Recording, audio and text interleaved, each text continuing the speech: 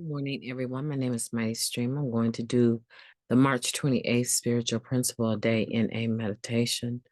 The title of the meditation for today, Trust in Our Message and Our Bond. Over and over, we see members from rival nations or neighborhoods, from different faiths or families, come to love and trust each other in the room of NA. Guiding Principles, Tradition 10, Closing Reflection. Our traditions enable NA to bring addicts from all walks of life together in a single fellowship. We often remark how addiction does not discriminate, so neither should we. Tradition 3 ensures an open policy of membership, and Tradition 10 helps us to learn to leave our outside baggage at the door when we join together in recovery. Unity, anonymity, common welfare. Our traditions are rich with principles guiding us to better embrace one another, regardless of.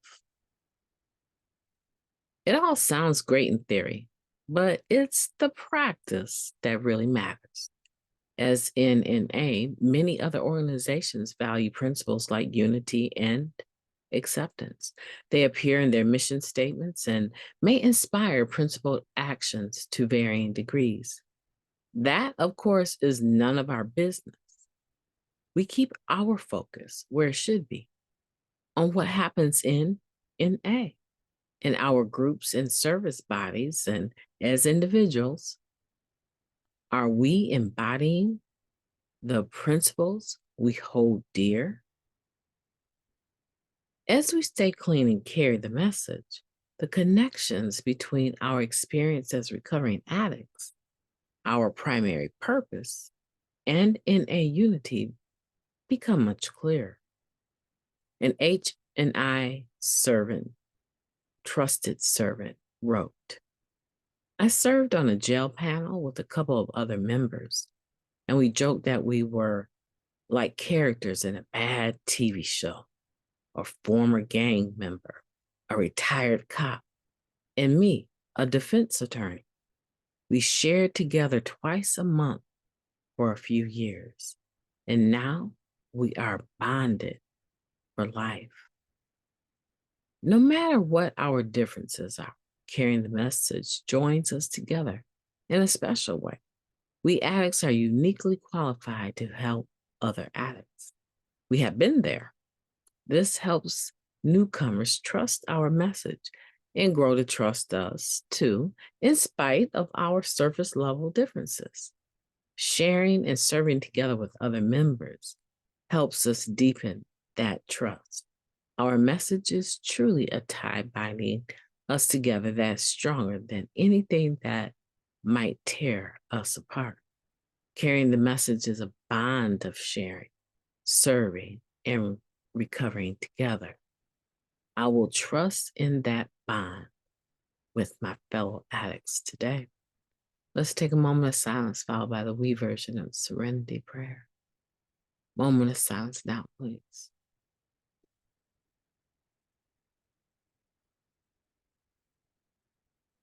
Thank you. God grant us the serenity to accept the things that we cannot change, courage to change the things that we can, and the wisdom to know the difference. Just for today, please and thank you. Trust in our message and our bond. Oftentimes, carrying the message creates a synergy. My energy with someone else's. It could be the group or it could be one person, but it creates this energy that is positive.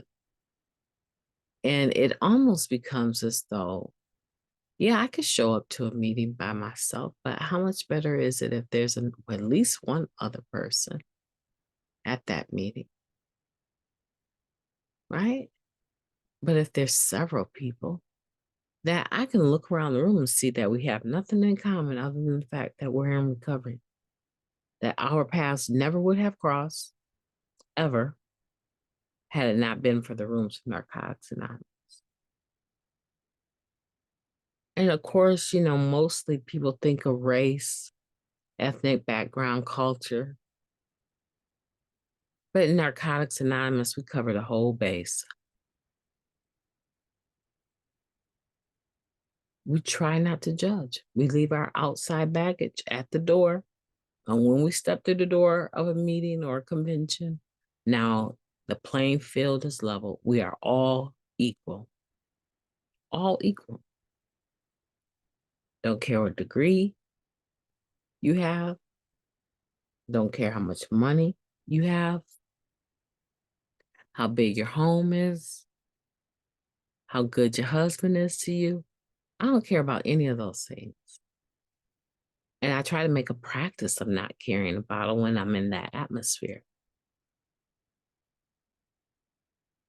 So that's what we're getting from this, is that trusting in the message, which means that you will also carry it, ultimately leads to us forming bonds with each other. You know what I think the problem is sometimes? Not that we don't form bonds. It's just sometimes I think the ones we form just aren't healthy, even in the rooms.